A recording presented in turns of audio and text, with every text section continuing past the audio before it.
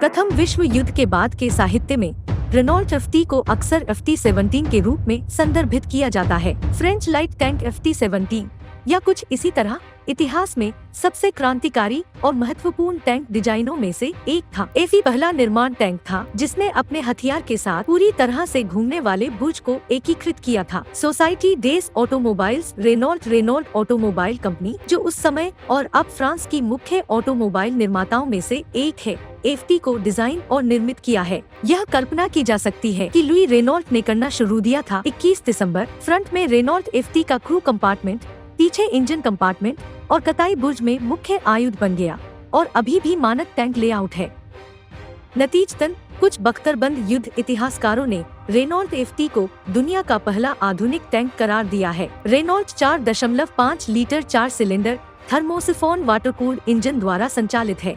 Engine oil pump preset के साथ Zenith carburettor 1500 revolutions पर मिनट पर यह 39 हॉर्स पावर पैदा करता है। इसकी रेंज 37 मील और टॉप स्पीड 4.3 मील प्रति घंटा है। रेनॉल्ट एफटी बिना शक्ति खोए बहुत खड़ी पहाड़ियों को नेविगेट कर सकता था, क्योंकि इंजन को सामान्य रूप से किसी भी झुकाव के तहत चलाने का इरादा था। इंजन के रेडिएटर पंखे ने टैंक के फ्रंट क्रू कंपार्टमेंट से हवा खींचकर और पीछे के इंजन कंपार्टमेंट के माध्यम से इसे बाहर निकालने के लिए प्रभावी आंतरिक वेंटिलेशन प्रदान किया। यह केवल 5 मीटर लंबा और 1.74 मीटर चौड़ा है। 2.14 मीटर ऊंचाई है। रेनो एफटी का वजन 6.5 टन है। लुई रेनॉल्ट ने स्वयं एफटी के लिए एक उचित वजन प्रतिबंध निर्धारित किया, जिसमें कहा गया कि यह 7 टन से अधिक नहीं हो सकता है। लुई रेनॉल्ट को संदेह था कि उस समय उपलब्ध कारखाने के इंजन सेना के भारी टैंक वेरिएंट को पर्याप्त गतिशीलता प्रदान करने के लिए पर्याप्त शक्ति संयोजन अनुपात प्राप्त कर सकते थे। चालक दल 2 लोगों से बना है, अर्थात एक कमांडर और एक ड्राइवर। चालक दल के आराम के लिए वेंटिलेशन की पेशकश की।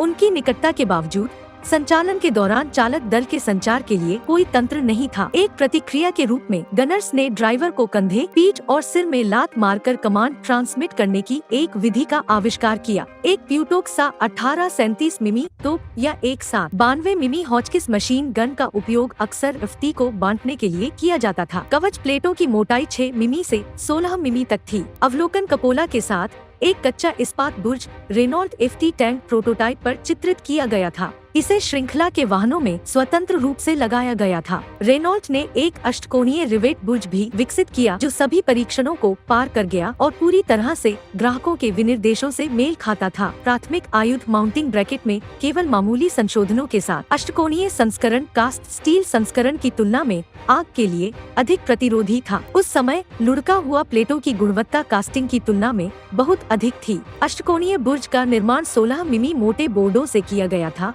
हथियार शस्त्र 37 मिमी के कैलिबर के साथ प्यूटोक सा 18 बंदूक एक नौसैनिक बंदूक पर आधारित थी। इसमें एक टेलीस्कोपिक दृष्टि, एक सेमीटोमेटिक लॉक, एक रिकॉइल मैकेनिज्म। यह क्षैतिज स्पिगोट्स पर घूमने वाले सॉकेट्स में आराम करता था।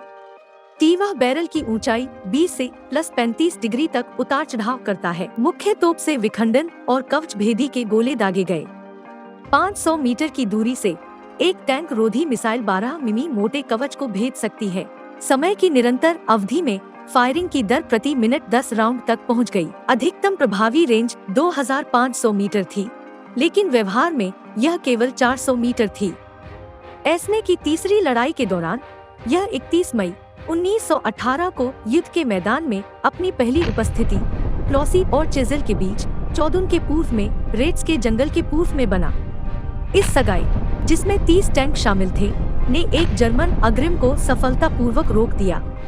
टैंक को एक हॉचकिस मले 1914 मशीन गन के साथ 600 शॉट्स प्रति मिनट की आग की दर से भी लैस किया जा सकता है। राइफल को कार्ट्रिज चेंबर के किनारे लगे लोडर से संचालित किया गया था। कुल मिलाकर इस तरह से सशस्त्र 2100 टैंक तैयार किए गए थे। मुख्य बंदूक के लिए गोला बारूद की आपूर्ति कुल 20 विखंडन के गोले, 25 एंटी टैंक राउंड और 12 केस शॉट थे। मशीन गन ऑन बोर्ड गोला बारूद 50 क्लिप में कुल 96 कारतूस की आपूर्ति करता है। लड़ाकू डिब्बे के किनारों और तल पर गोला बारूद डाला गया था। रेनॉल्ट को मोबिलिटी के लिए बनाया गया था, जिसने की हासिल रोड स्पीड की थी 4.3 मील प्रति घंटे। बड़े बख्तरबंद वाहनों के विपरीत टैंक की अग्नि शक्ति 12 मिमी से कम मोटे कवच को भेदने में सक्षम थी। अधिकतम प्रभावी रेंज 2500 मीटर थी, लेकिन व्यवहार में यह केवल 400 मीटर थी। अष्टकोणीय बुर्ज का निर्माण 16 मिमी मोटे बोर्डों से किया गया था, जबकि कास्ट स्टील बुर्ज के कवच की मोटाई 22 मिमी थी।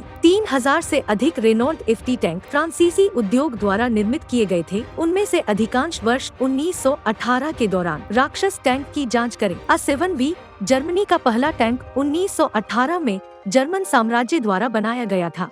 हमारे जैसे स्वतंत्र रचनाकारों का समर्थन करते हुए सदस्यता लें, पसंद करें और साझा करें बटन को तोड़ दें।